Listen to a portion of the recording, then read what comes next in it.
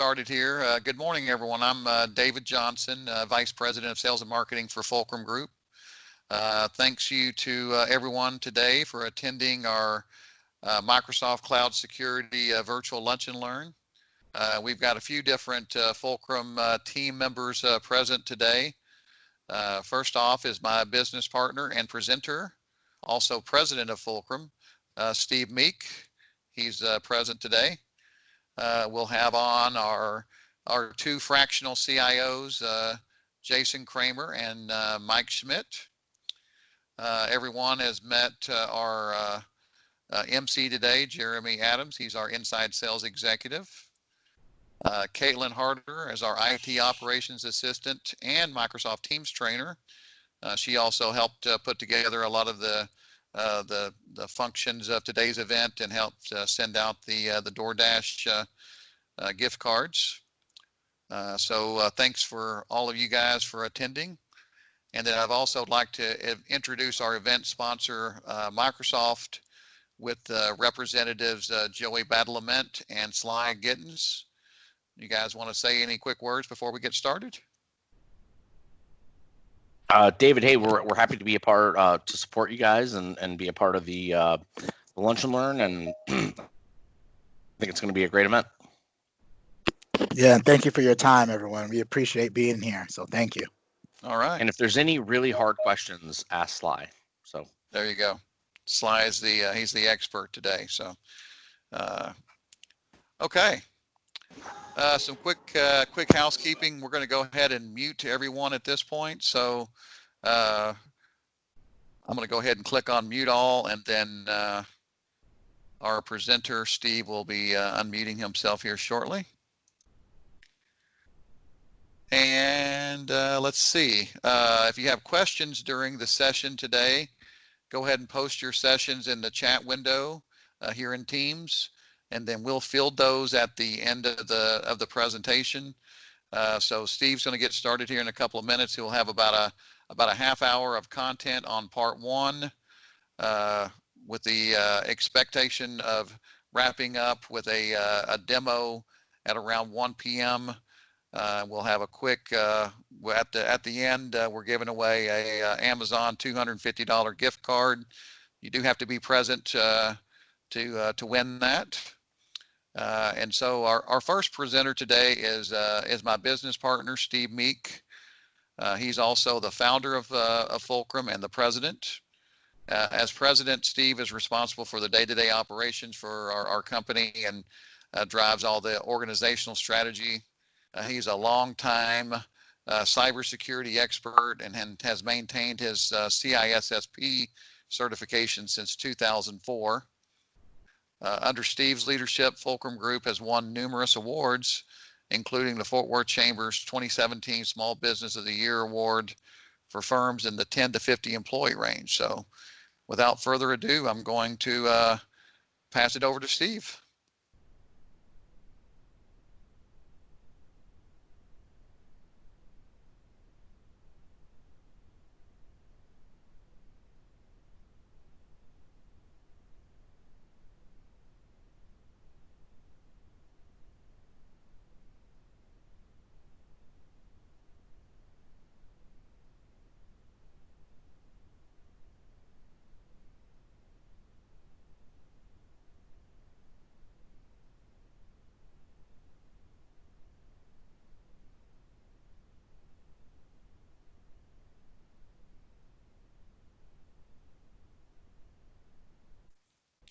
Steve, are you unable to now? There you go. Now we've got you. Sorry, I had to reboot really quickly to fix the issue. So everyone, I'm excited to be here today and chatting a little bit about IT security. Hopefully you get as excited about it as I do, which if you do, that means you totally deserve a nerd card like I do. But hey, you got me, total nerd. I do have my fellow nerd, Sly, here with me today. So, I'll be among company, you're among company, if you want to learn a little bit more about security. So here's kind of what I wanted to chat about with you today. And kind of a short agenda, but trying to get you a little bit of an overview on some of the different security features within 365 take you through the case of maybe some of the stuff that you haven't configured today, stuff that's available to everybody. Talk with you a little bit about some of the enhancements by moving up some of the different levels within Microsoft and the Office 365 stack. Talking about these things we plan. The first part, as they mentioned, will be kind of an overview in nature, more presentation style, and I plan to hit on just 5 of the top things that I think apply to smaller organizations that are really helpful towards your security efforts in 365. And then Sly will finish up with the demo. But along the way, please feel free to post your questions within the chat window. And as we go along, when we get to the end or at the perfect point, we'll try and address some of those questions in chat. So everyone with me? Great. Yes, sir. So just a little bit of a background. I think if you've been to any kind of security presentation, everyone has to have that gratuitous cybermetric slide. I actually, I don't know if you knew this, but I can actually lose my CISSP if I don't throw a cybermetric slide in there. But hey, we've all got our big boys pants on and already know that security is a challenge for all organizations. But I think if you post in the window, if there's any stats that you guys have seen recently to share with people, we all get news, we all are watching threat intelligence, and that's where it's great to have relationships, friends, people you talk to hear what other people are saying or seeing or what you're hearing, because that helps us all lift up the level of security to our organizations. But from the numbers here, a couple of the ones that I think stick with me the most. I believe it was an Infra Security magazine where they talked about that enterprises must spend about 1 to 2% of their revenues to secure their organizations. And where the challenge for smaller organizations, like most of ours, is that when you're less than 1,000 employees, that to adequately protect your organization, that your spend is probably going to be closer to 4%. That's not saying that you have to do that. It's just that depending on the quality, the structure, the efficacy, the knowledge level of your users, the ongoing education, all of those kinds of things. That's kind of the average number to achieve success.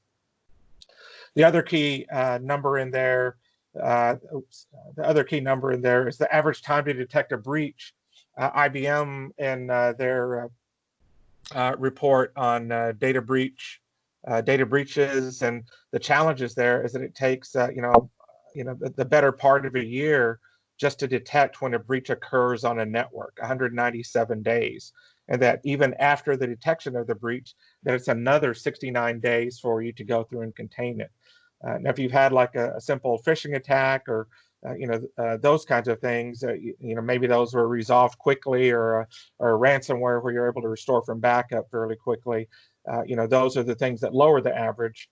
But there's also a lot of things where if there's not enough logging, if there's not enough detection, and some of those aspects of your security in place, that it takes a lot longer and causes a greater potential for challenges. Now, in an average year, this number, I think the number for all organizations is in the 200K range, but the one that I found from the Better Business Bureau was targeting smaller organizations. It said that the average annual loss for small businesses is around $80,000.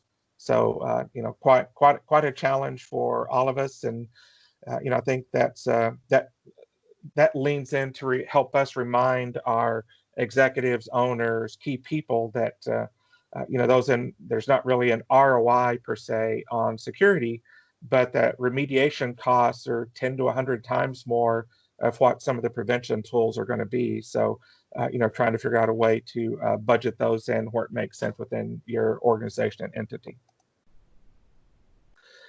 Looking at some of the numbers, as a security practitioner, I frequent a lot of the threat reports and information. And out of the 2020 data breach investigations report from Verizon's, I kind of was looking at stuff, and being the kind of person I am, also look back to some previous numbers. I noticed that back in 2013's DBIR, that it listed spyware as the top threat for small organizations. This chart shows you here the threats for small organizations and then also for larger organizations that were involved in breaches. And it just amazed me sometimes how things change in a quick 6 years. It went from spyware being the top threat to small organizations to phishing being the top for both of those categories. I also noticed that there's a lot more similarities between how small organizations and large organizations are attacked. And I think the reason for this is, just the growth and embracement of services, the as a service, platform as a service, all the different cloud-based offerings that are available to us have just been part of the evolution of how much more similar large organizations and small organizations are and how do they bring their technology to market. One of the other odd things I noticed is back in 2013, the number one threat against larger organizations was physical attacks. So, kind of reflective of the time that, now things are more of the phishing attacks, stolen credentials, password dumpers. Those are the big things across both small and large organizations. And the reason I bring this up is to protect yourself. You kind of need to know the threat areas. So, highly encourage you, if you're responsible for security in your organization, that as part of your ongoing efforts, that 80-90% of your time you spend on tactical things, working on strategy, that you also dedicate 5 to 10% of your time also researching and keeping up with current content and threat intelligence and reading reports on what the threats are out there so you know what to protect against. As we dig into some of the prior security presentations, if you heard me speak last year, I talked a little bit about the NIST framework in our presentation on cybersecurity. Starts at the top. The big thing there is recognizing security as a process and not a tool that is going to solve all your solutions. And then also another one that I did was on cybersecurity and risk, not just a board game. And a lot of that was geared at, making the case for conducting a risk assessment of some sort in your organization.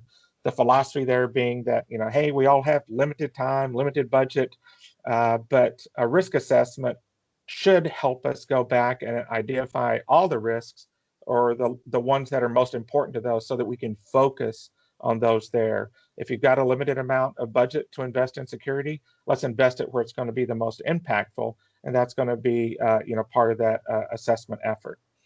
And of course, we're discussing 365 as potential vulnerability, but also as a piece, as a protection, as a detection aspect of your security efforts, when you configure it correctly. And part of that's just understanding the different options that are available to you.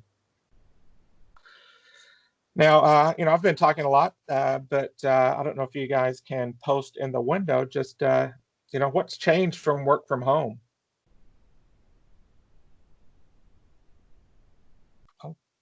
The big thing is we've sent a lot of our organizations home. We've got a lot more people working remote than we ever did before. We've got people who work remote who that isn't normally how they work. And, the challenge in the whole work from home model is,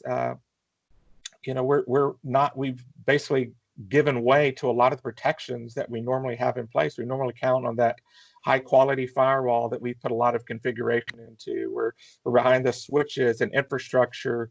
We know what assets are on the network, so we've eliminated all the threats around the house. And part of the whole work from home change is just reminded us, especially when we're dealing with cloud, that that there's a shared responsibility model.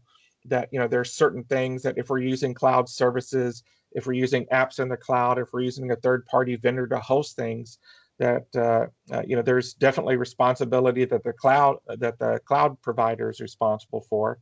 But then there's also things that as a client, we have to be responsible for. And, it could be as simple as credentialing or, if we've got servers in the cloud that, maybe the client provides a secure backend, but, we still are responsible for a secure configuration on the servers and patching them and installing antivirus and all those other kinds of things.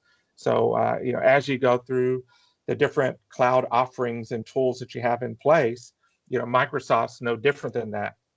Within a typical Office 365 tenant, Microsoft is telling you, hey, we're gonna make sure that all of these systems are in place and up to date, and we're going to keep it alive, and we're replicating to other sites. We've got a recycle bin to kind of protect some sort of things in there. So there's a lot of things that they do, but it's your obligation as a tenant to go through and add a whole bunch of configuration into Office 365 and the data, securing the data, adding configuration, potentially adding a third-party backup of your Office 365 data, looking at the different roles and different owners and who's managing and who's responsible. So there's a lot of different things there that you have to be responsible for, and it's no different. If you're working from home, you've probably had to deal with your ISP, your home ISP recently.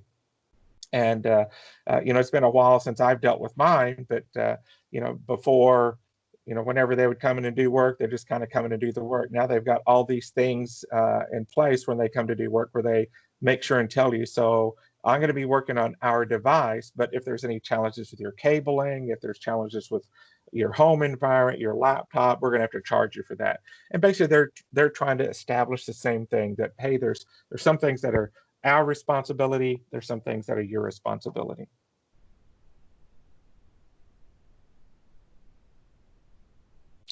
So let's dig into some of the different protections from all.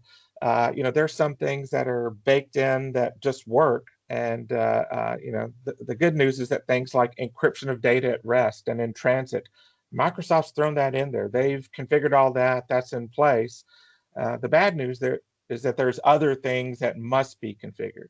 Well, and that's not so bad, because Microsoft has added in features. I don't know if you've looked at any of them, but there's features such as security defaults, which is basically a feature if you're somewhat newer to Office 365 or it kind of got dumped on you to manage it for your organization. That's kind of a default template for Office 365 that they've created to help you apply some kind of standard settings, some light best practices for your organization. And it's designed to be kind of an all or nothing kind of thing. It kind of comes at you and helps you secure across the different areas of Office 365. But if you're more knowledgeable, then there's other things that you can do in configuring Azure AD Connect to integrate your premise Active Directory to the cloud-based Azure AD. There's dedicated admin accounts that you can create. So instead of you logging in with credentials as a global admin and being able to impact your environment in a compromise, it's separate. So you're able to keep those protected and secured. And maybe if you even only access Office from a secured workstation, there's even documents on how to go through and configure that in your environment. Multi-factor authentication is something we talk about a lot in all the different things that we do. Microsoft has, no matter where you're at, every application and vendor is talking about it. Microsoft has thrown it in there for free to help you secure your admin accounts, or even all your accounts, for that matter.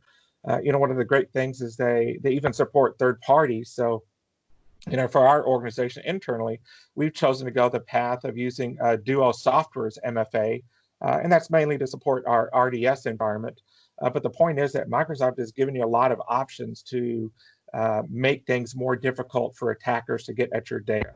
MFA is one of those big things. If email accounts get compromised and so forth, there's a lot of different ways that you can protect yourselves using MFA. And that's going to be part of the demo that we show later, just give you kind of a little bit of insight into MFA.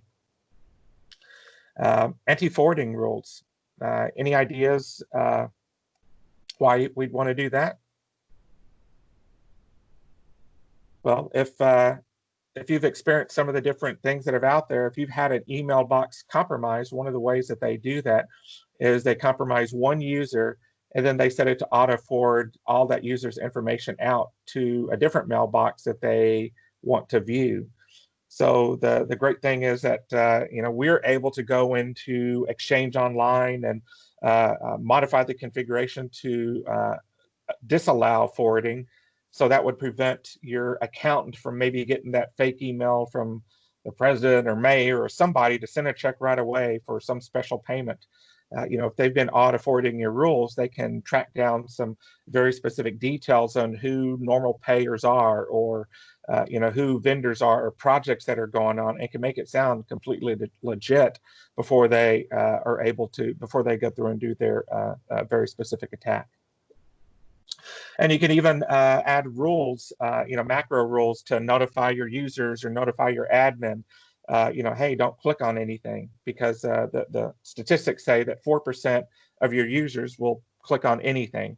So it's up to us as administrators, as managers, as executives to kind of help introduce the automation, introduce the tools that kind of help protect our users from themselves.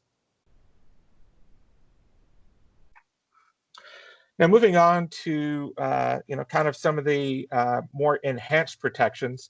The standard model of Office 365 has some of those things that I referenced in the prior slide.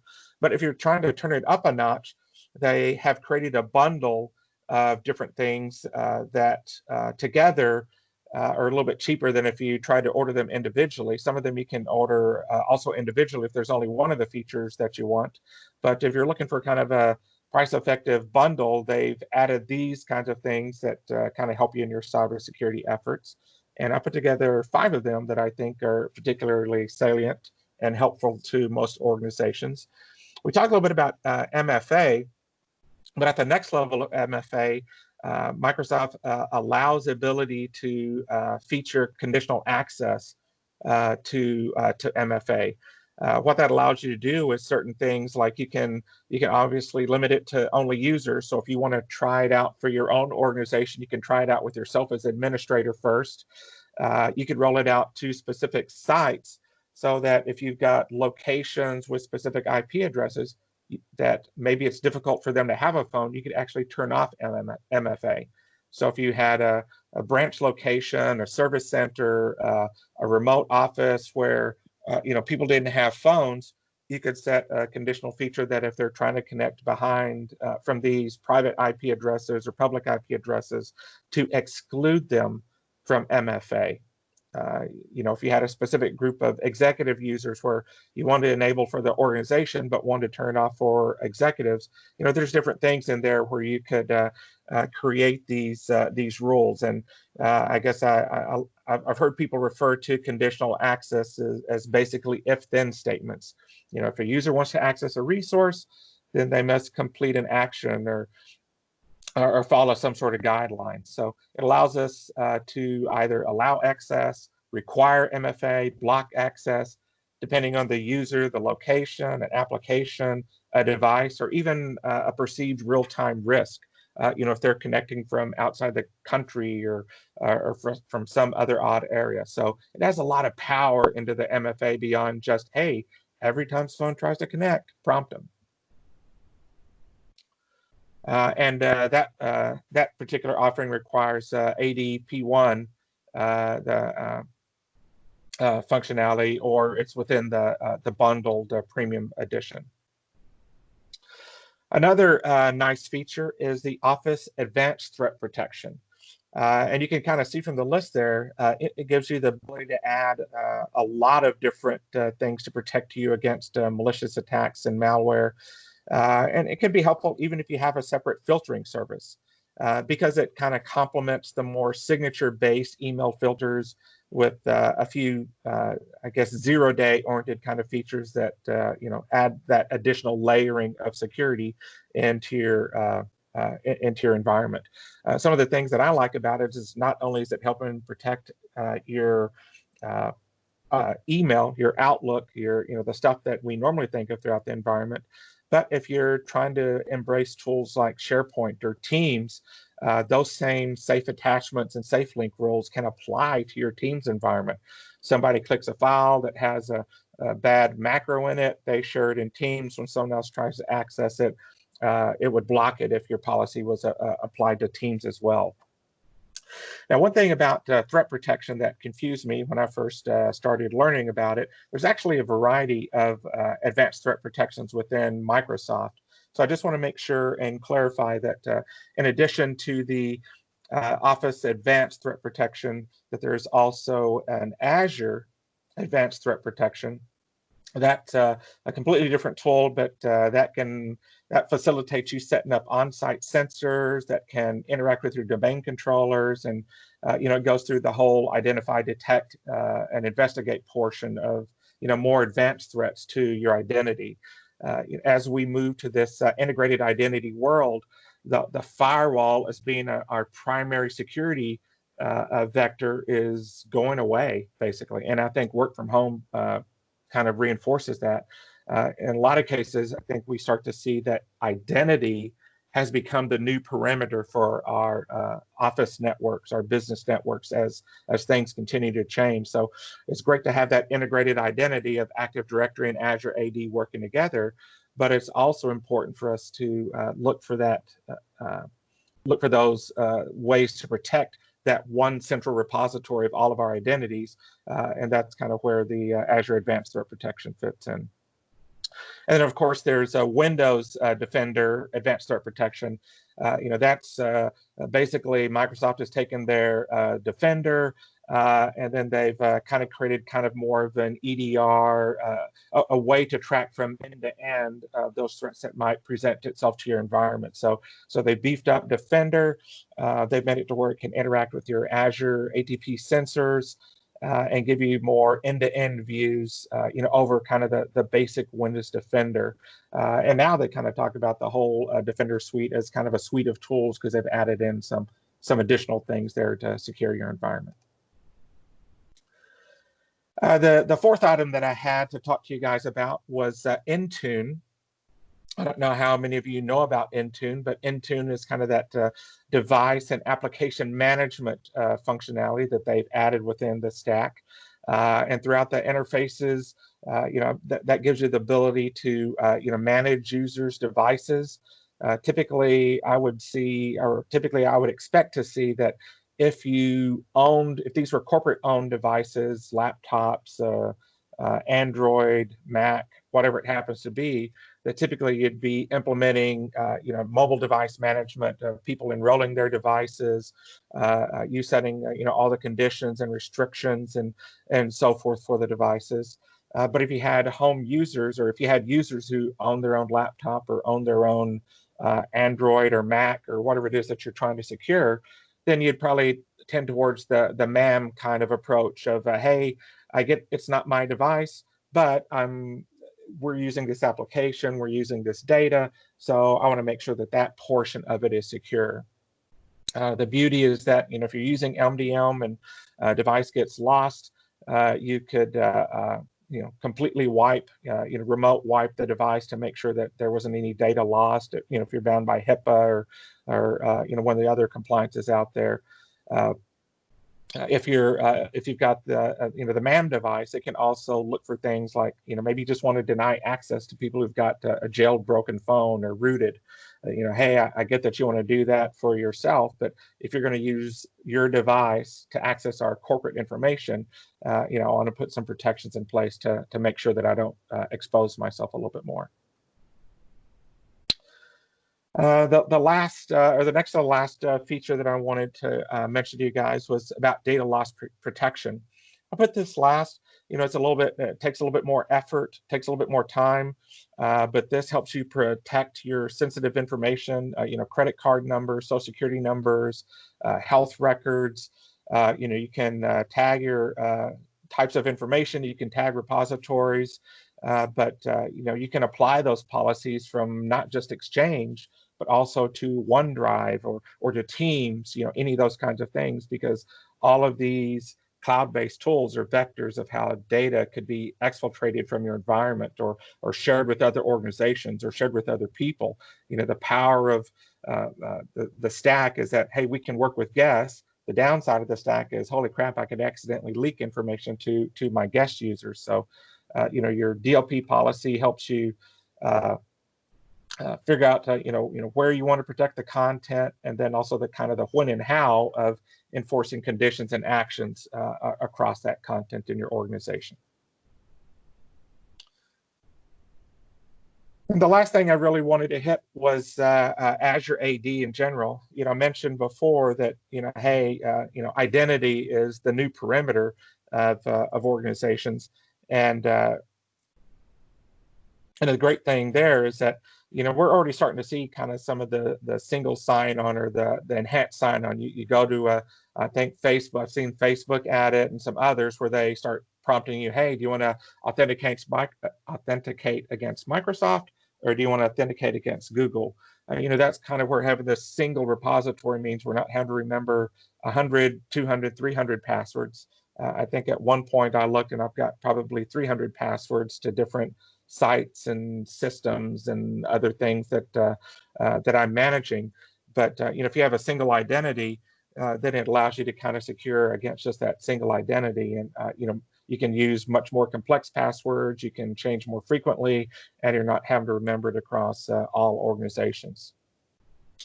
So if you've ever had to deal with that, it's also nice to, if you had to reset one of your users' passwords within Azure AD, it allows self-service password reset.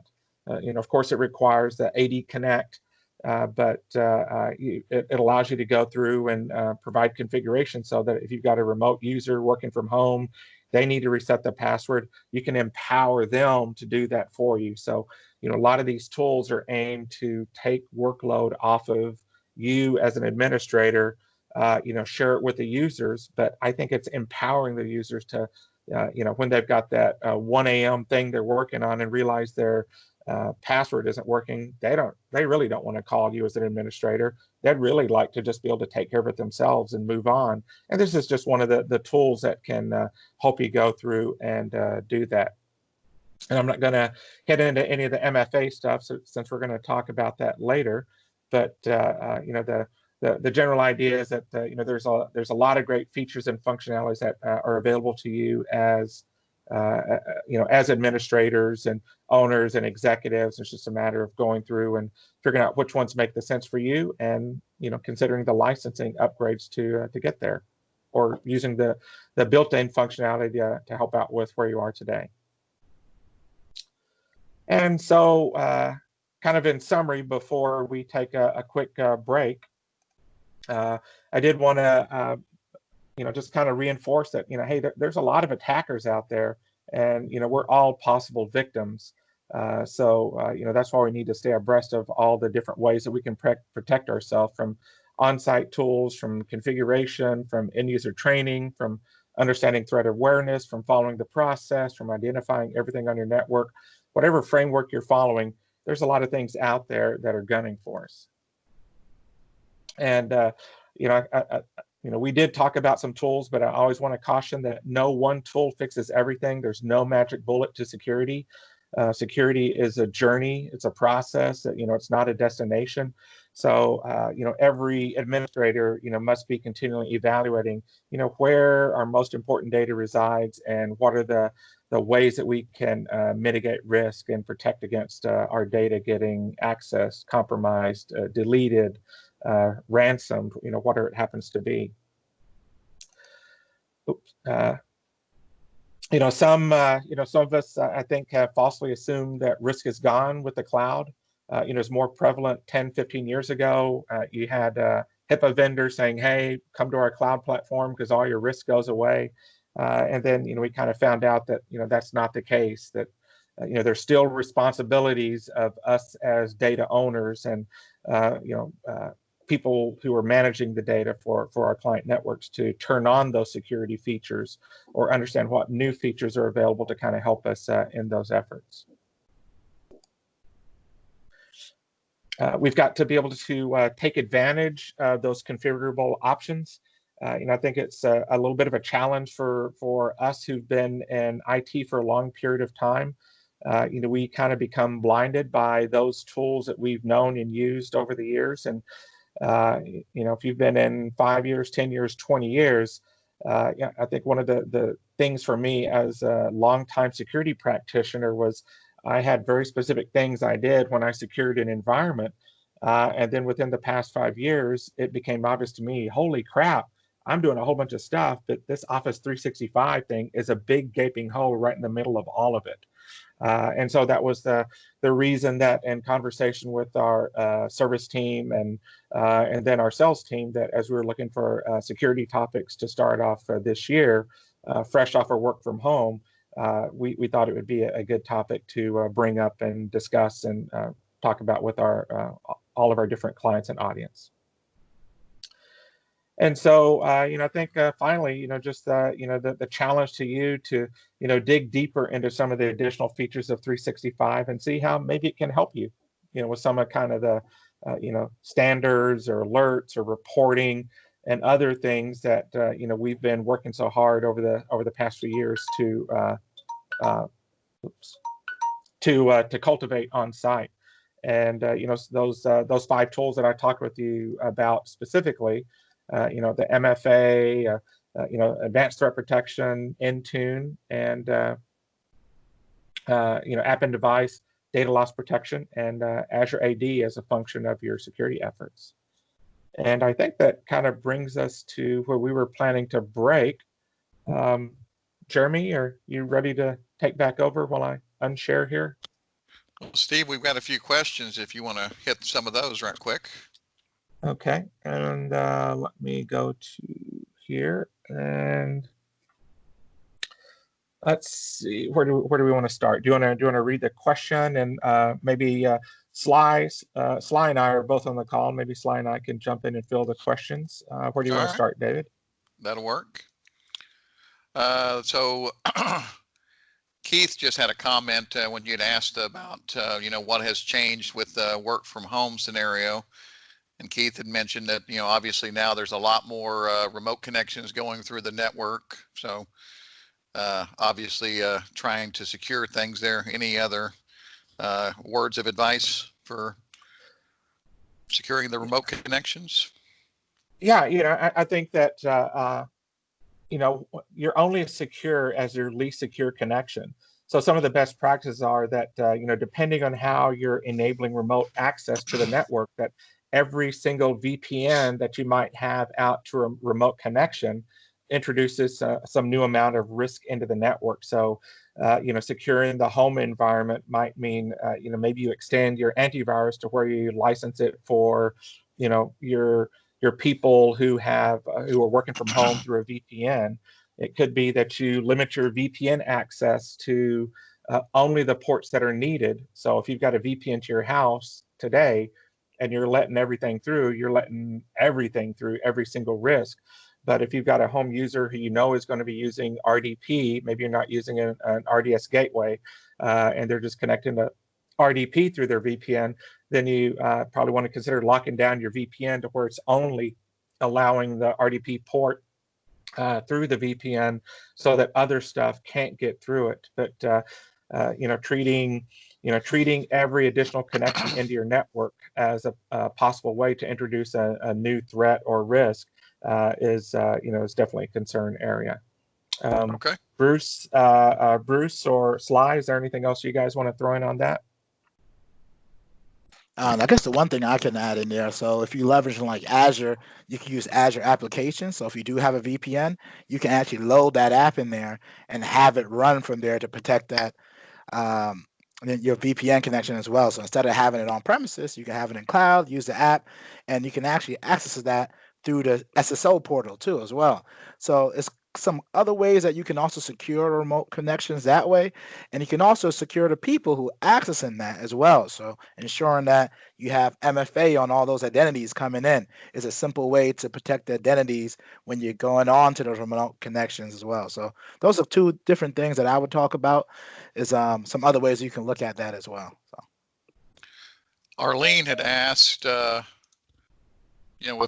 kind of along the the more internal support needed for employees using their personal devices. Any thoughts around that? Well, to me, that's one of those places where it would probably be a great idea to consider Intune. Yeah. With Intune, you have the ability to add some additional securities and protections and monitoring and review of what's actually on those devices. Ideally, in a perfect world, we'd be able to afford a corporate-owned device for every interaction with our network.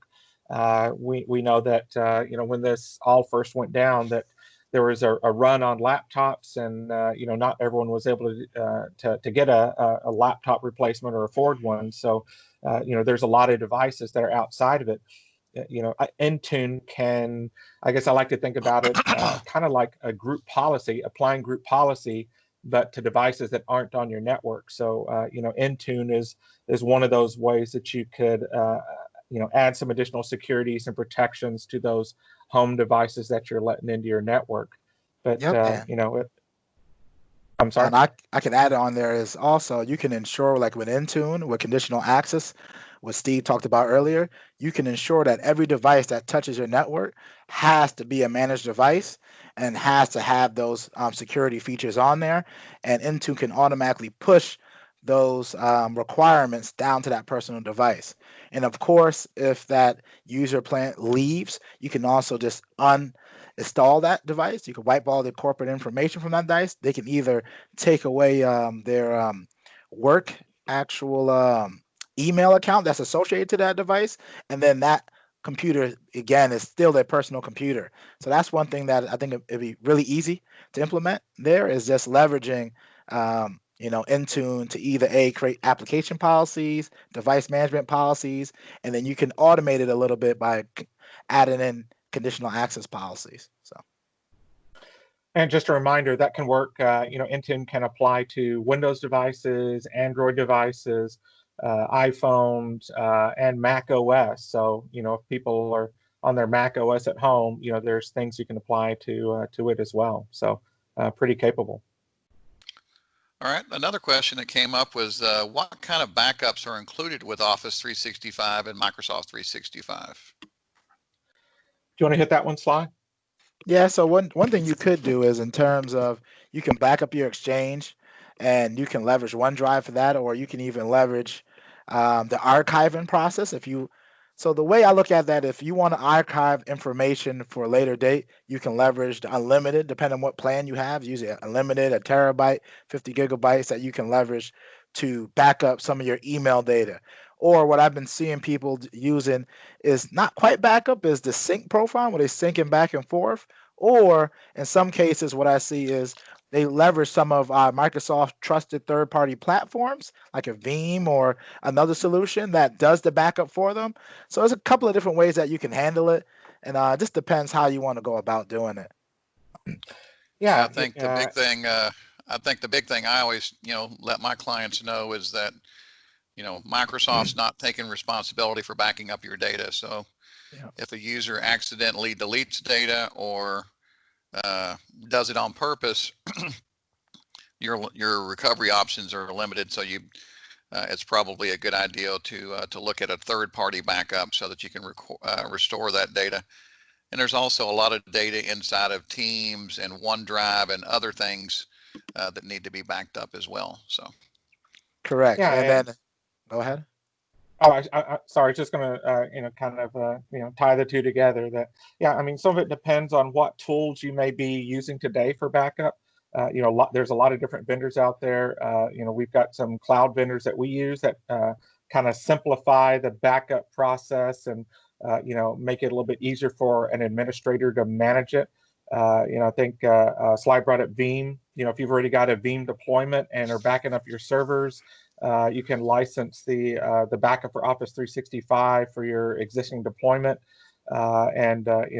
Again, trying to simplify the role of the administrator by not having to manage a whole bunch of different repositories and websites all over the place, but trying to limit the management of that, because managing backups can be an unfun task, for lack of a better term. Yeah, and one thing just to Awesome. make a note is just don't consider the Microsoft Sync as a backup tool. So also think of that more as a replication tool, right? So I always get customers who get hit with ransomware and then they encrypt that. It's hard to get that information up there, even though Microsoft gives you ability to do revisions that kind of helps you. But just look at that more as a replication tool and then not a backup tool. So that's just one thing to put out there. Awesome. Awesome. All right. We're going to wrap this up with one final question and we'll take a little bio break. And this is a kind of a multi-pronged question of, kind of getting a little bit of an explanation of what is multi-factor authentication and then some examples of how the conditional access for multi-factor authentication works. Now, we're probably going to get in pretty deep into that and as part of Sly's demo. So we're going to dive pretty deep into, we're going to dive through kind of going through a basic, configuration and go through a little bit of the process. So we'll get a little bit deeper in that if you had a different question. Gotcha. Let me look through the questions, see if there's any others here. Jason had a question around what are some of the compliance considerations when going, moving your applications and data into the cloud? And are we talking about different tools that we can leverage, or are we talking about like the concerns or maybe things they need to be aware of, or both? Maybe a little bit of, what industries have to worry about compliance and what tools does like Microsoft 365, for instance, have specifically, I think would probably be the most applicable here today. Yep. So one thing I think is great about Microsoft 365 is that it does give you something called a compliance manager that helps to see where you're tracking against like HIPAA or if you're using like PCI. So it can definitely help you be your guide and see if you're hitting those particular requirements for that device. So one thing I think what Microsoft notices that the concern of people actually going to the cloud and being in compliance was a big thing. So they actually have a whole website that I actually put in the link and inside the chat of a compliance portal that tells you exactly how Microsoft is compliance, how do they respond to if in an event they have a breach, what information do you need for your information to keep yourself safe? And they do a really great job at having that information. And then they also replicate that in the compliance the compliance secure tool as well. And another thing that you can leverage is you can use, and I think Steve touched on this a little bit, Dlp policies if you need to keep. So I'll give you a great example. So yesterday I was working with a customer that was a credit union, and that credit union needed to be PCI compliant. So they couldn't have any secure social security numbers, credit card numbers. It couldn't leave the organization. So I used the Microsoft data loss prevention pre-created template, and it automatically set up the rules for me, and I was able to make sure that no email that contained social security number or any type of credit card information could leave the organization. So then I can easily block that. And it took me about 2 minutes to set that up. So those are some of the features that Microsoft allows you to help you for compliance. And again, I can send those tools inside the comment section as well. Okay, awesome. Well, hey, it's a great time to break. So, Jeremy, you want to get us back into the break here for the next few minutes? Yeah, absolutely. So everyone, feel free to grab a bite or use the restroom. We'll get back on again at about 12:10 to 12:12, and second session is expected to start at 12:15. All right. Well, what about maybe some pictures of what everybody ordered in for lunch? So post them in the chat if you got them.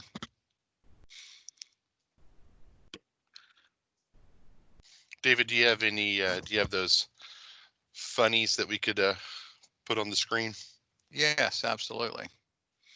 You just updated the presentation. Yeah. Okay. All right, I got it right here. Let me share it up on the screen.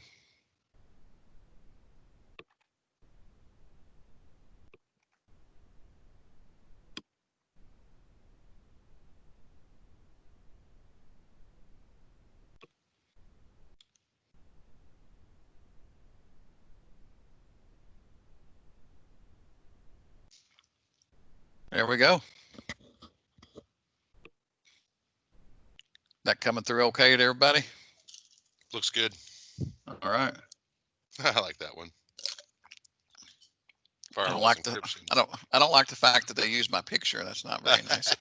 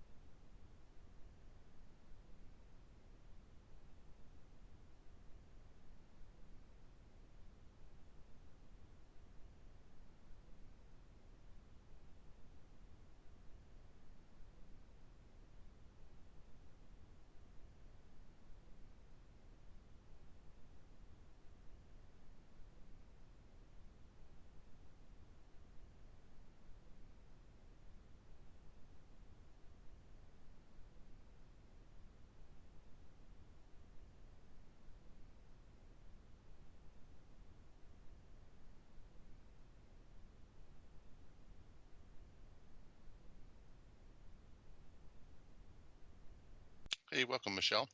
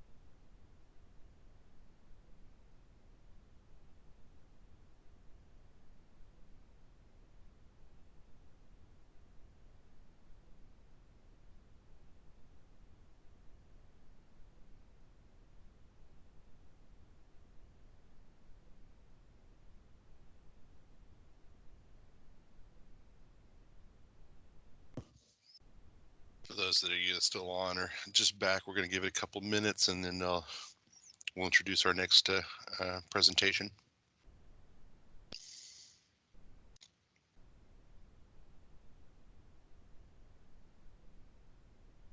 %100% secure. They turned them all off.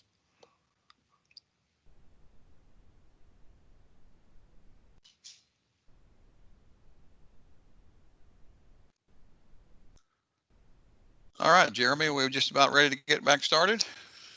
Yeah. Let me just stop sharing here. I will stop sharing my screen, or okay, there we go.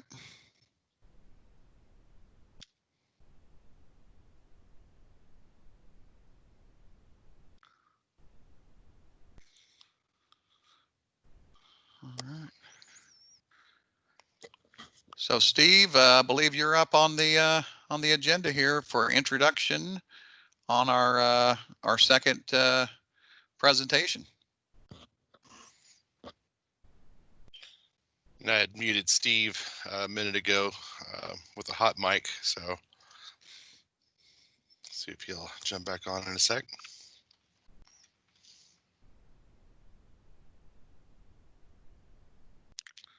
Here he comes.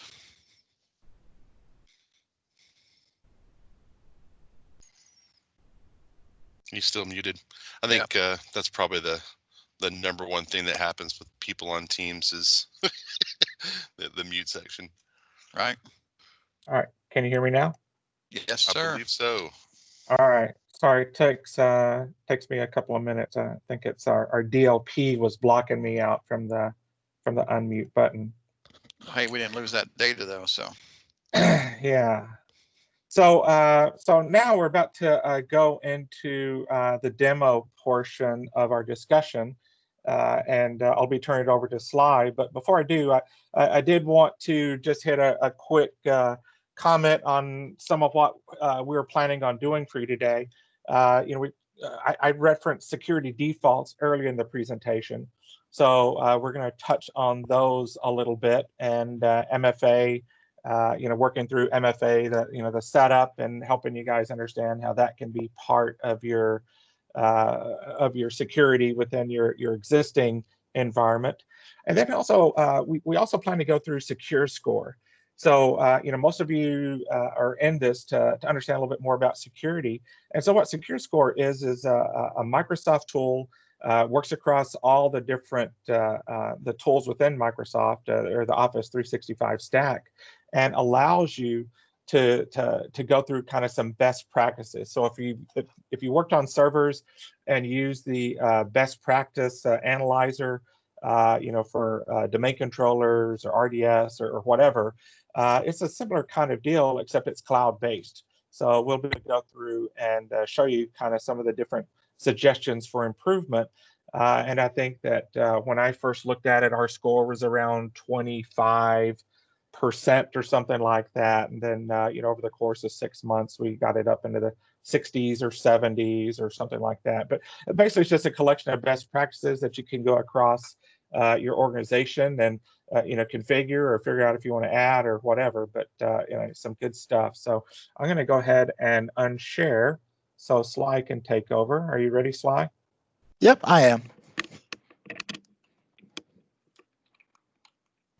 All right, so let me know once you all can see my screen. Hey, is that My Little Pony? Okay. Oh, definitely not, man. That would be uncomfortable, right? Oh, dear. Yeah, that would be funny. We can see your screen now. All right, sweet. So, all right. So the great thing that Steve did, he set me up perfectly. He spoke about security defaults. He spoke about leveraging the different features within Azure or Microsoft security, like security defaults, conditional access, and using those policies. He even talked about MFA. So let me actually show that and put it to action, because I'm a firm believer is it's easy to tell someone it, but it's a little bit better if you show them, because people learn in multiple different ways. So the first question I want to answer is, before I start going to the demo, is it was a question that said, what is multi-factor authentication? So the textbook answer goes like, it's multi-factor authentication is a process where a user is prompted during a sign-on request for additional authentication, such as a code. Like in Azure Active Directory, it works when you get 2 or more of the following authentication, right? Something typically a password, something you have, such as a trusted device like your smartphone or iPad or something, even your watch, that's not easily duplicated, or something you are, like a biometrics or fingerprint. So we all probably use it before, and we're not even used to it. When you log on to your phone and use biometrics, or if you use the Microsoft Authenticate app, you might receive that token, right? So those are 2 ways.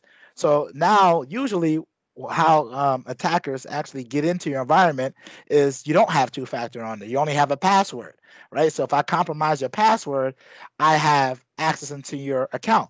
So let's think of this a different way. So let's say I'm walking into my house. I have 1 lock on the front door, right? And once someone stole my key, and now they open the front door, they have access into my house. But what if I had a turnkey lock and a latch on the other door, right? So now I have 2 forms of way of getting in. Or, some of the new locks now have fingerprints. Not only I need to put a code in, I need to put my fingerprint to get in. And different scenarios require different types of security. So one of my buddies works at Raytheon, right? And the cool thing is everything in there is like encrypted. Like everything is either confidential. He can't bring his phone. He can't use Wi-Fi, right? That situation requires higher authentication methods than me in my office. All I need is to, access my email, and I might need to push a 2-factor. But what you want to have is a solution that's smart enough to understand those conditions and give you the ability to configure those additions and those alterations depending on your environment. And before I go into it, is there any questions? Did anything come up inside the chat? Because I don't have that up right now. Before I start going forward, was that clear? Clear, and don't see any questions in the chat. All right, perfect. So let's keep it going. So the first thing I want to showcase is if you want to use, so if you don't have Azure AD Premium 1 or P2, you just have the basic plan and you still want security, right? So Microsoft understands that not only do we need to secure our premium accounts with like ADP1 and ADP2, but our free accounts needs to have some baseline security, right? So what I did is I have them already populated. I clicked on Azure Active Directory. I went into the Azure Active Directory portal. I actually went to properties, and then when you go to properties, go to manage security defaults. So the great thing with security defaults is, as you can see, it says right here, it's a basic. This is the baseline what you need, right? You turn this on, and it's a one-size-fit-all, right? So one thing you're going to get in there, requiring all users to be registered for Azure multi-factor authentication. You're also going to require administrators to perform multi-factor authentication. We're going to block things such as legacy authentication. And what does legacy authentication actually mean? That means like modern authentication clients, non-modern authentication clients such as Office 2010, or if you use an older mail protocol such as IMAP, SMTP, or POP3, right? So why don't you want to use those legacy authentication methods? Think about it now. If you have any type of mail on your phone and you use like the Apple Mail, does it ask you for two-factor when you log into your mail, or is it always just loaded there for you, right? So you can see how that is a potential security vulnerability, because you can add two-factor to those older legacy protocols. So that's why Microsoft tends to have that as something that you want to block, right? So also what you can do is you can require to protect privileged activities like the Azure portal. You don't want everyone in your environment to have access to configure this, because that's a gaping security hole, right? So all these things will be automatically turned on once I hit yes, and it will automatically turn it on. The one caveat is when you have this on, you can't use conditional access. And since I'm using conditional access, I can't turn this on, because this is for a user that just doesn't know where to start and they need help in the beginning, those training wheels. So think of the security defaults as your training wheels. But for us, I think pretty much on the call probably is past this. And if not, I know Fulcrum has the people to help you get past this, and we can talk about something different in conditional access. And before I go on there, I have something else I wanted to share with you.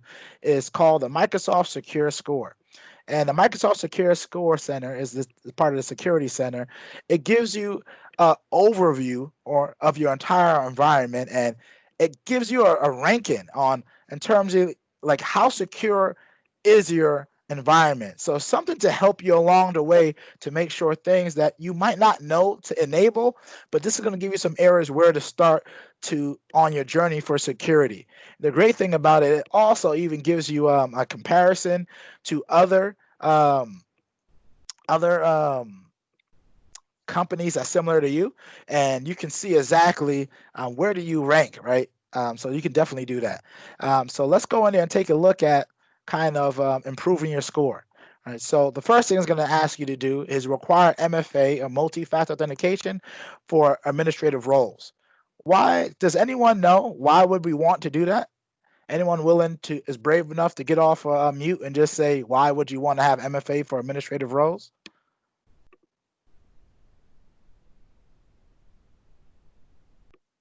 I'm guessing if someone was able to compromise an administrator account, that would be that'd be a big problem, right?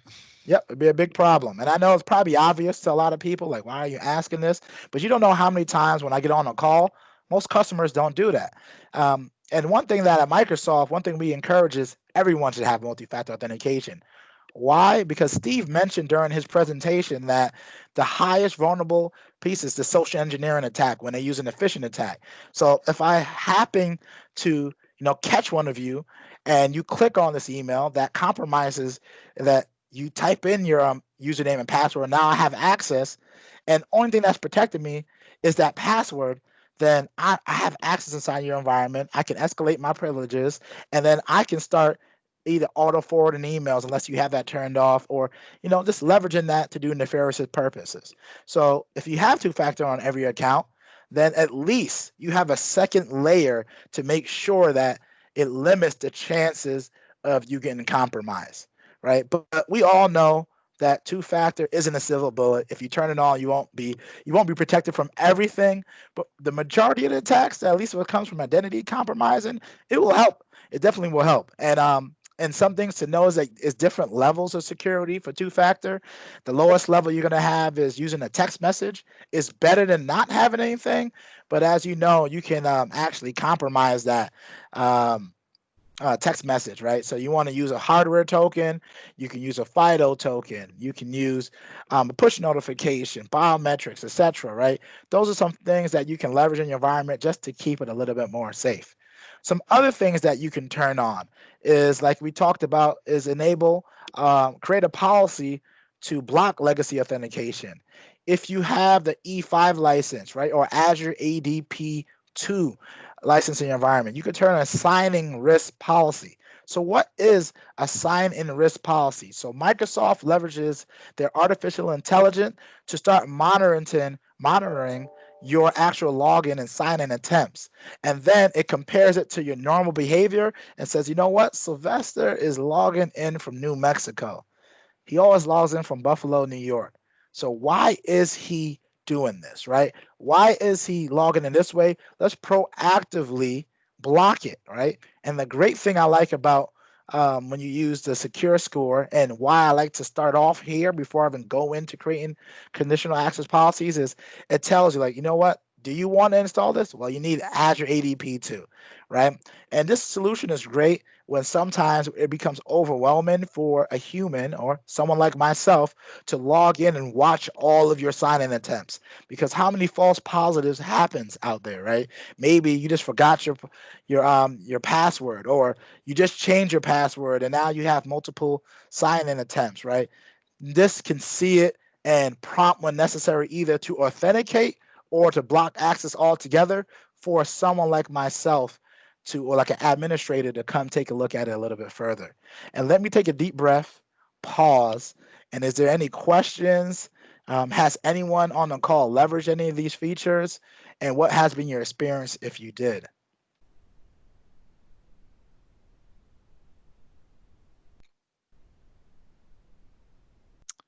Okay, all right. I think I might drop it just now. I think I did such a great job that I answered all the questions. But if you do have questions, let me know in the comment section, or if you feel comfortable sending it afterwards, let me know. Oh, go ahead. Yeah. Sorry, it's Michelle. We do have it turned on, that user risk policy, actually, and I did get an alert that a login happened from one of our CFO, and he was traveling in the Norwegian seas, and he kept jumping on Wi-Fi in different places, and we did get an alert that said this is suspicious. So it was pretty cool. So, because I didn't even know where he was. So. See, that's even better, right? So look at that. We would never know that, right? Because we don't get that information, right? And I wish I was on a trip in the Norwegian seas too. So, but you see, that helps us already, right? It's another set of eyes and ears that that automatically does it 24/7, doesn't use any bathroom breaks, doesn't go on vacation. All it's doing is helping you. So that was a great that's a great example right there. I couldn't ask for a better one, right? And I didn't plant her in there, so this is an organic conversation that we had.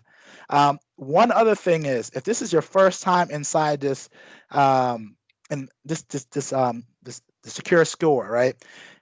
Microsoft, and we made it a lot easier for you to know how to go about this, because sometimes you might not have the skill set, and I know Fulcrum have all the people in the world to help you out with, but if you're in here and you're by yourself when you're trying to learn it, you can come in here and it tells you action plans at a glance, implementations, it tells you what it protects you against. So like we talked about, require MFA for administrative roles.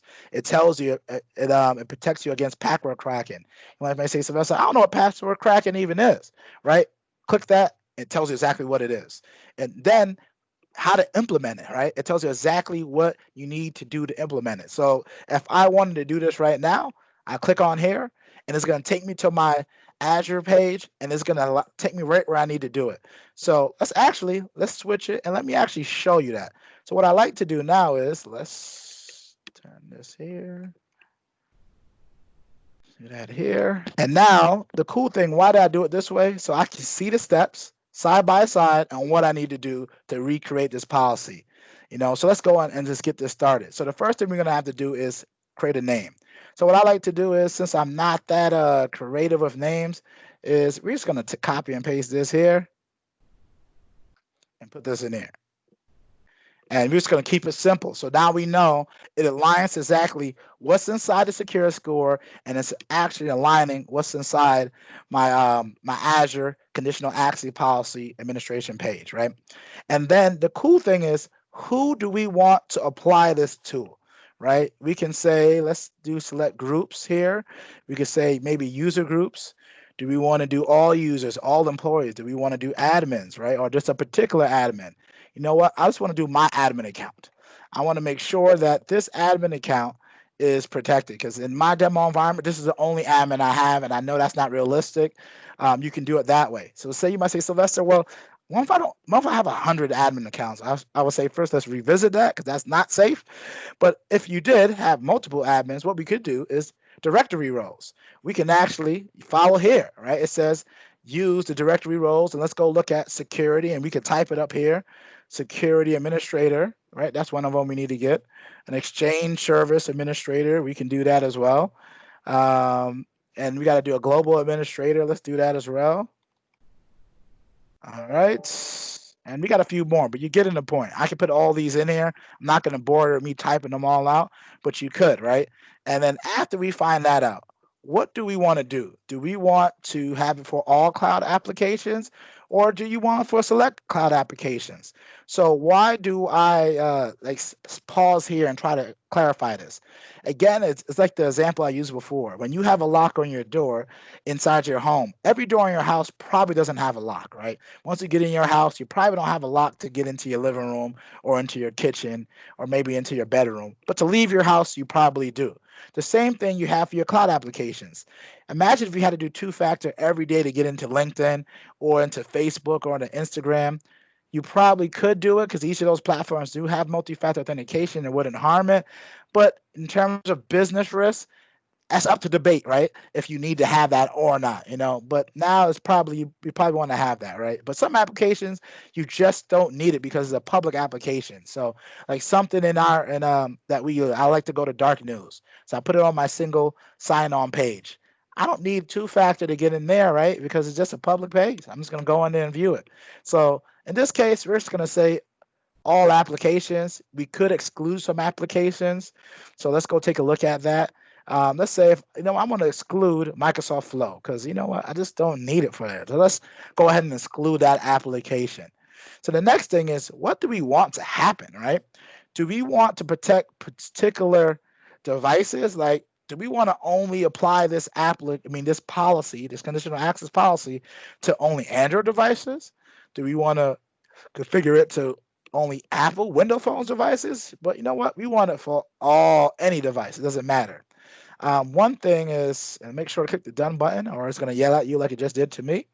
And if you're unsure what it is, so like location. Location is determined by using IP address range the user is signing in from, right? So we can do this. Like when I had conversations prior to COVID-19, this is something we would talk about a lot, because what a lot of my customers would do is set up trusted locations, right? So they'll say, if Sylvester is logging in from this IP address, let's make sure that he is protected. So I will go in actually outside of this page and go add my trusted locations and put those IP addresses inside of there. Now that a lot of us are remote, this kind of can work, but not really, because everyone's logging in from so many areas. So could you imagine if an admin, if you had to go in there and literally put every IP address where your users are logging into? Yeah, that'd be a full-time job. It's just not efficient, right? So I see people sometimes use this. Sometimes what I see people leverage is they might say they might use it like, we're going to do it from certain locations, such as like anything from US can come all in, right? We don't mind it, right? Or we might say, you know what? If it's from China or from North Korea, we should never get something from there. Not to pick on China or North Korea, but you see what I'm saying? You can change it up, whatever you need it for there. Client apps, we can also do some specific target client applications that's not user monitor authentication. So if you got a solution that just can't put that on their application, but you still want to protect that, you can create policies to do that. You can also do something as device state, right? So what is device state? So whether the device is user is signed in as hybrid AD join or marked as compliant, right? So when we integrate this with Intune, I can say, all right, I have a hybrid environment. And when I say hybrid environment, I mean I have services that are run in my data center located on premises or within my organization. But then I also leverage Microsoft 365, so I'm using Azure AD and Microsoft Cloud applications. But I both want them to be able to leverage some of my cloud-based applications, and I want one identity, same what Steve said before, to manage it, right? You can integrate it from here, right? So those are some of the things that we can do. We can even go further down into actual grant, right? You can grant access, you can block access. So how do you want to enforce this, right? You can say, you know what, every single person, needs to have multi-factor authentication. And also, I think we had a question that came treaded a lot top. Across the lines for Intune, right? If you want to ensure that personal device is protected, you can say require each device to be marked as compliant. And what this will do is it will add it. We can make sure that it's hybrid AZ join here. We can add it into our Azure Active Directory. And this is going to mark it inside Intune as compliant or non-compliant, right? So now you have visibility. You know what? Sylvester thought he was slick. He didn't update it, or he, still downloaded TikTok even though when I told him this was banned. I can see that this particular device is no longer compliant, and I can reach out to say, so Sly, I see that you downloaded TikTok when we told you that this is a banned application, right? So you can take action when necessary because it gives you that visibility. And let me take a deep breath, pause, and ask, has anyone used these configurations? How has it been working with you? And is this even interesting? Is this something that you think you're going to leverage after this call today?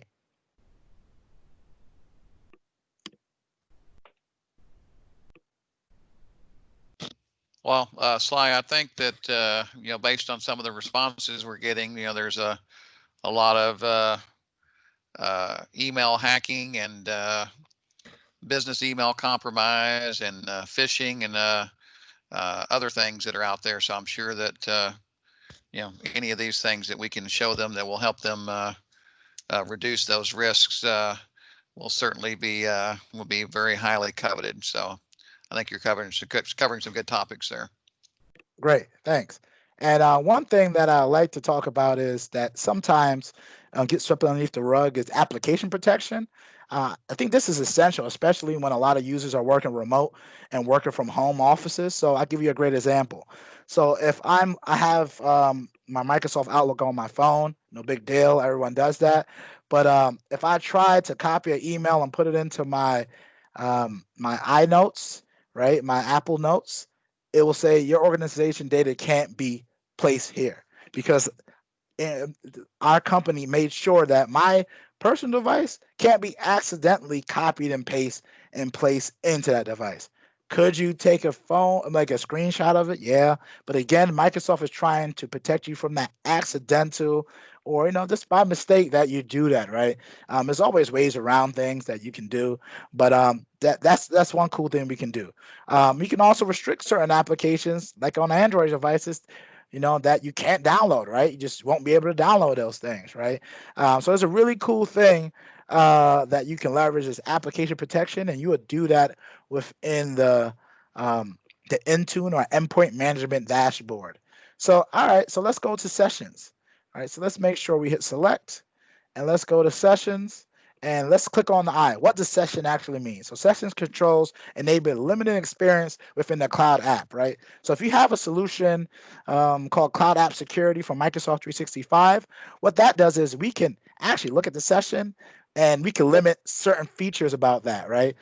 We can also protect like third-party applications that you normally wouldn't have access, and you can combine the identity of Azure AD and this conditional access with that cloud app security, right? So as you see here is, do you want to use cloud app security control? And again, if you don't know what that is, click here, click on the link. It will take you through, and let me actually show you, to the page that tells you exactly what is cloud app security, how does it work, what is the benefit, and like we can see here, it's going to help prevent data exfiltration, protect on download, prevent upload and unlabeled and flies, block potential malwares, and so on and so forth, right? And you can just read it here. So when I'm demoing at home and trying to get prepared for these conversations, I use it all the time because it just makes my job a little bit simpler, right? And it's other things that you can control. The next thing you could take a look at is you can do report only, right? So you know what? I'm not sure how this is going to affect my environment. So instead of turning this on, I just want to see, I just want to get notified when things go wrong, and when it actually is executed silently, then I know I got enough information to go to my management and say, hey, we need to incorporate this. Why? Well, I saw 10 people already trigger this conditional access policy. So let's go ahead and activate it now. Another thing is, as you see here, it says don't lock yourself out. We recommend applying a policy to a small set of users first to verify it behaves as expected. So it tells me right now, my admin user, I probably don't want to do that. Why? Because I only have one admin user in there, and if I lock myself out, I can't get back in. So and it says, you know what? Make sure to go exclude this user from your policy. So we could go back up there and like, know what? Let me actually change that and go to directory role. Let's go to exclude. Let's type in this. Let's type in the admin profile and hit select. So everyone else will get that this policy, and now you can see that error notice, that the thing that's yelling at me. I can turn this on because now at least I won't lock myself out. So if it doesn't work, it doesn't matter, right? So those are some things we can do there. And let me pause again and let me just answer any questions if there are any.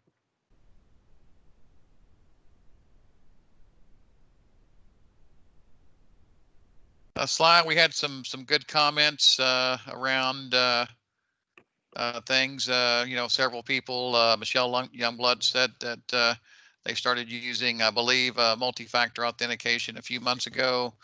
People hated it first, but now no complaints. Marquita mentioned that she thinks they'll be able to use this because they don't do business with a lot of the foreign countries, so they'll be able to block it out pretty quickly. And Steve had some comments about how to do that. So perfect. Definitely good stuff there. Sly, we've got about 5 or 10 minutes left in your presentation. Do you have anything else you want to keep covering? Oh yeah, so let me show some other cool things, and I keep it really high level. You can reach out to Fulcrum if you want to dive deeper in anything. I can definitely go deeper, but I'm controlling myself today. As you can tell, I'm like a kid in the candy shop right now, right? This is pretty exciting. So the cool thing is to wrap up the secure score, right? So after I did this, it said, you know what? I completed it, right? So after, it takes about 24 hours for this to be updated. You're like, hey, Sly, I just saw you just do that, right? Why didn't it update, right? It takes 24 hours, sometimes a little bit longer, sometimes a little bit less, and you can have it there. But you might say, Sylvester, what if we use a third-party solution?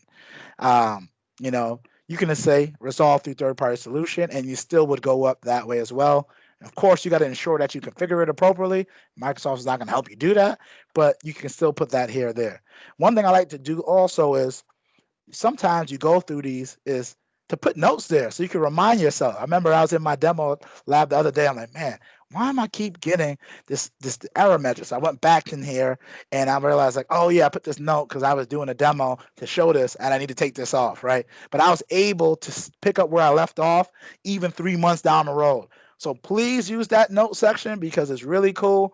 It's pretty helpful. So that's one thing I wanted to show.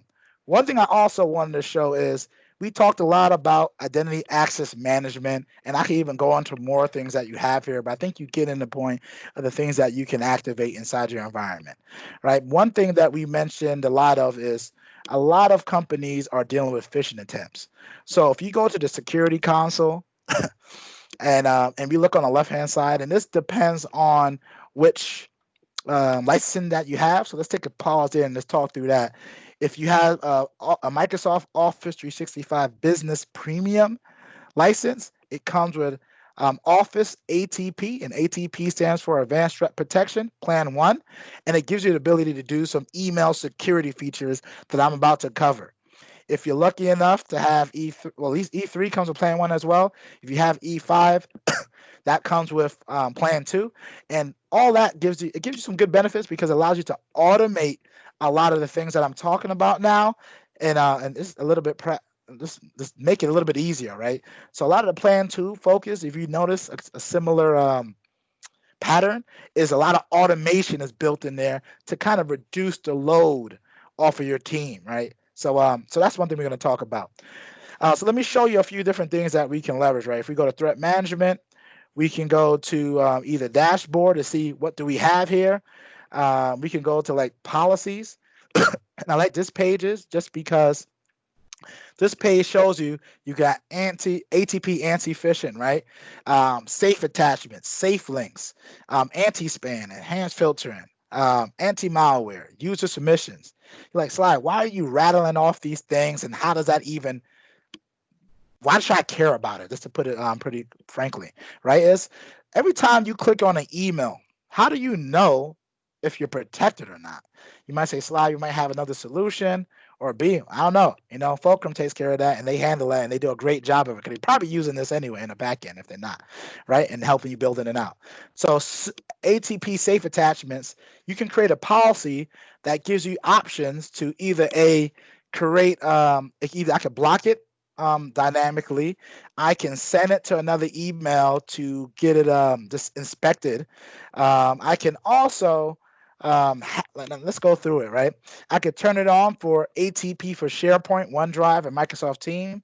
Yeah, I definitely want to do that, right? Because how many of you use Microsoft Teams now? You might share a document on there. How do you know if that's safe, right? You can turn this on, right? Hey, you can turn this on when you open in protected views outside of Office applications. Let's go ahead and turn that on. You want to click this nice big plus sign right here. So that's going to help us create something. We're going to name it. Let's name it this safe. And you can put a description if you like. But the thing I want to focus here is you got off, monitor, block, replace, dynamic delivery. You might say, Sylvester, this one sentence thing is not showing me what that actually means. Can you tell me what that actually means? I could. It's going to take some time.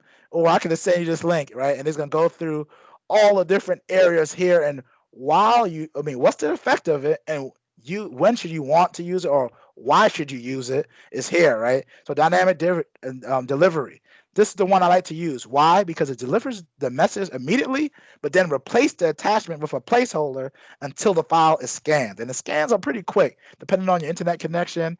And so it does give you some previewing capabilities for PDFs and Office files. So that's something that you can do. So why would you want to use this? This avoids message delays while protecting you from malicious files, right? So the worst thing I can do is I can block your whole email. But then if I'm the person on the other end, right, who sent that, and if I did it mistakenly, not knowing I attached something that was malicious, what I'm going to do, I'm going to send that over again to you, right?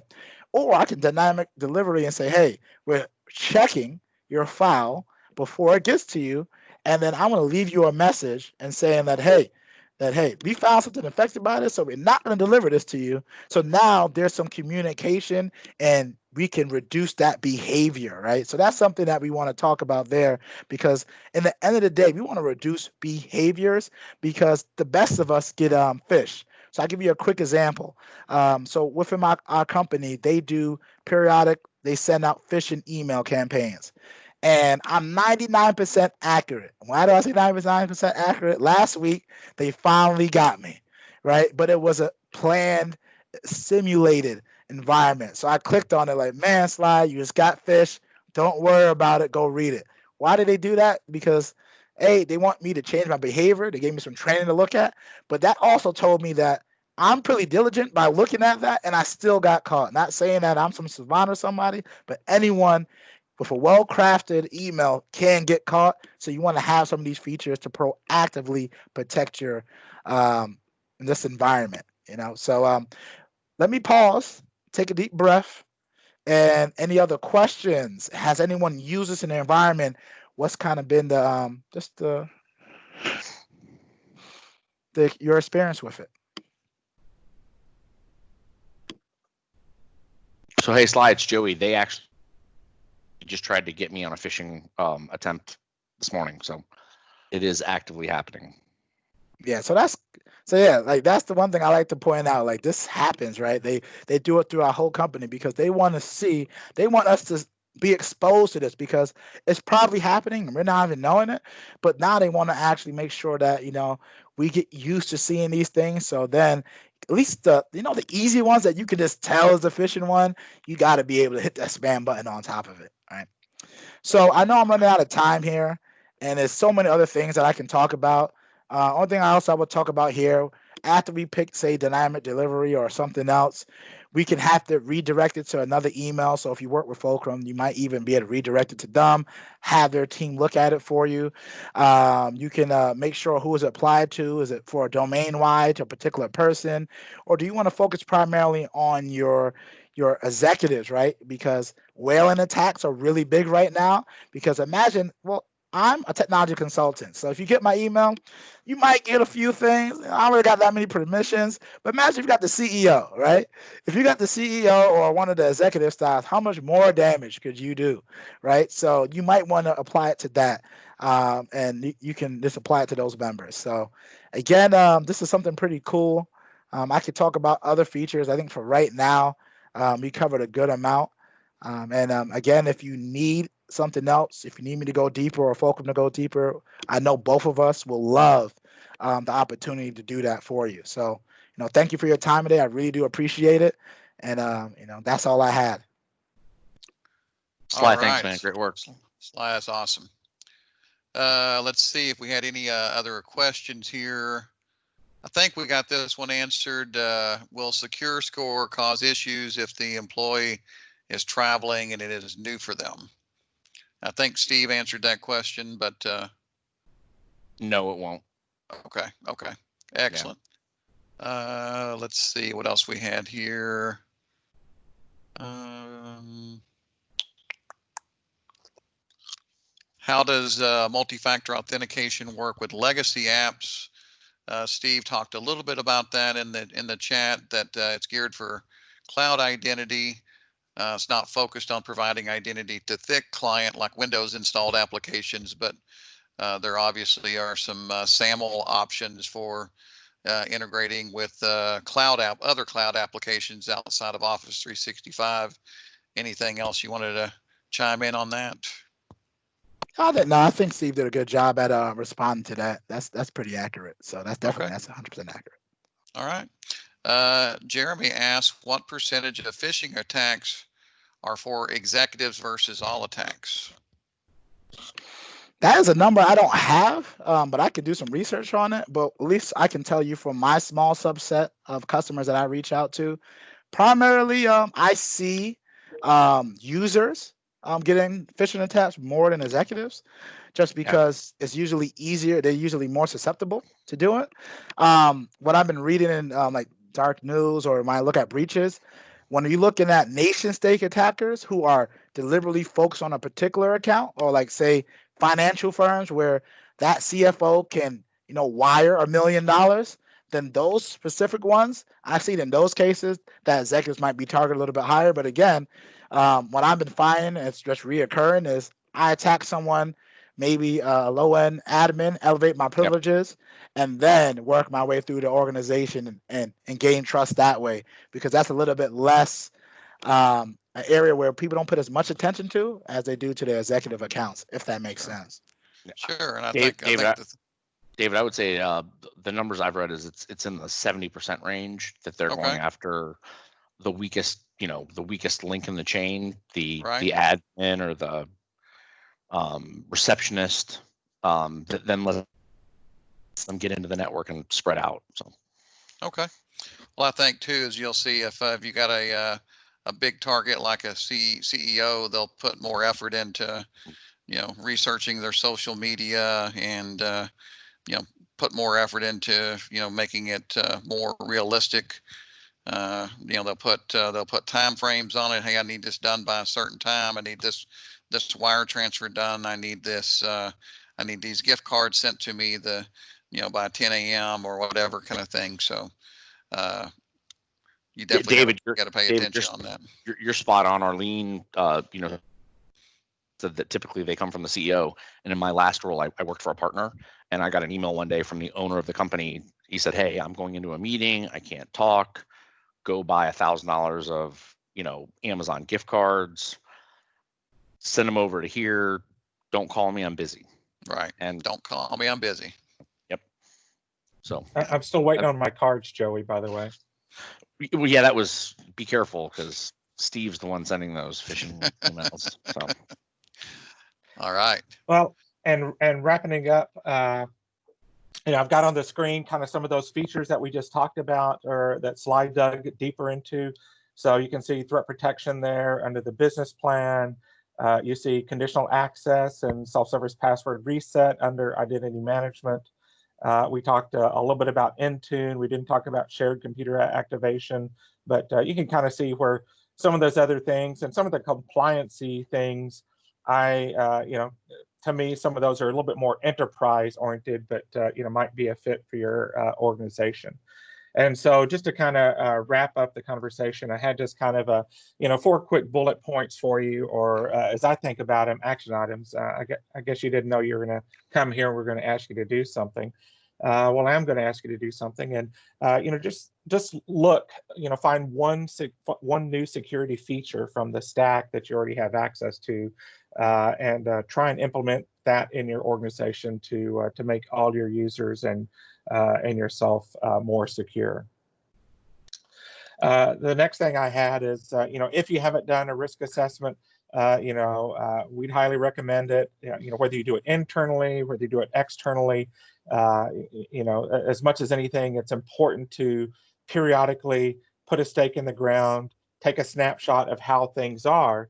Most compliances recommend you do it after major network changes, or at least depending on your size and velocity, it could be, once a year, once every 3 years, HIPAA, FINRA, all the CGIS, all the major compliances that are out there, PCI, they recommend a risk assessment within a certain period of time. And, it's for you to determine what's the right risk for your organization and when you do it.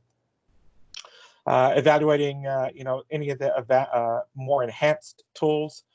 This one here just kind of shows some of the things that are already in 365, some of the parts that are part of the EMS portion. We didn't really talk very much about some of the Windows Pro things, but there's a lot of different security things that can help you secure your data, down to BitLocker and whole disk encryption and some of those kinds of things that we just didn't have time to get into in this discussion.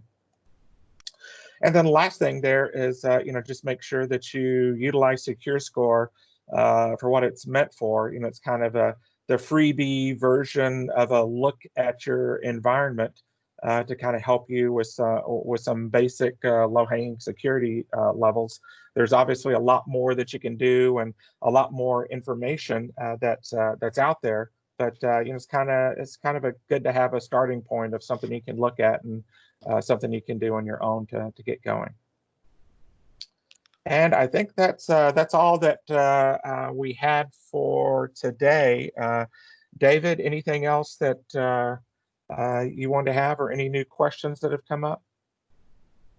Doesn't look like there's anything new. So thanks for putting together that summary. That was a great series of action items. We'll make sure to send those out, and we'll expect a report from everyone next week on how they're doing. So get your homework ready to go there. And Steve, you want to put that slide back up about the offer on the security assessment? Oh, maybe.